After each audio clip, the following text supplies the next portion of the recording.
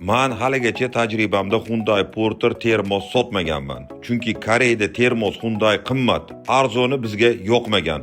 Mana qo'qonli obunachimni moshalari 2024-yil 10-oy atiga 10.000 kilometr yurgan baland 3 qaychi termos. Pul zarurligi uchun sotyaptilar, keyinchalik yana boshqa olaman deyaptilar. Mashinamiz sideniydi, bakuvi, sidi super salonidan salonlari chizilgan, qirilgan joylar yo'q. Mexanika 138 ot kuchi, turbinali, avtomatli 159 bo'ladi, bilasiz. Mexanika so'ragani uchun mana zo'r tanlov, 6 ta ballon yangi, zavodskoy qalpoqlari barchasi joyida. Ko'ryapsiz, tagida tabletka gaz ballonlarida zapravочный qarab qo'yilgan. Mana bu budka bilasiz juda ham qimmat hisoblanadi. 3 qaychi balantidan ko'ryapsiz, tekstolet pollarda, ichi ham zo'r holatda. Mashina O'zbekiston bo'ylab kira qilmagan. Shahar ichida, Qo'qon shahar ichida tovar tarqatishgan, orqada kauchuklargacha bor.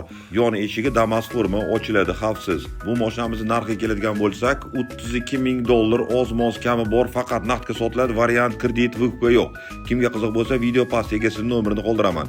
O'rtoqlar, nima deysiz? Hyundai sizga legendami, Kia Bongomi? Fikr mulohazalarni kommentariyada qoldiring. Ekrandagi havola orqali Telegram gruppamga o'ting. Birinchi Telegramga joylayman, keyin boshqa sahifalarga. Azizlar, videoga like bosib, O'zbekistondagi eng yirik Kia Bongo Hyundai Porter onlayn bozoriga obuna bo'lib qo'ying. Endi bozorga chiqishga ehtiyoj yo'q.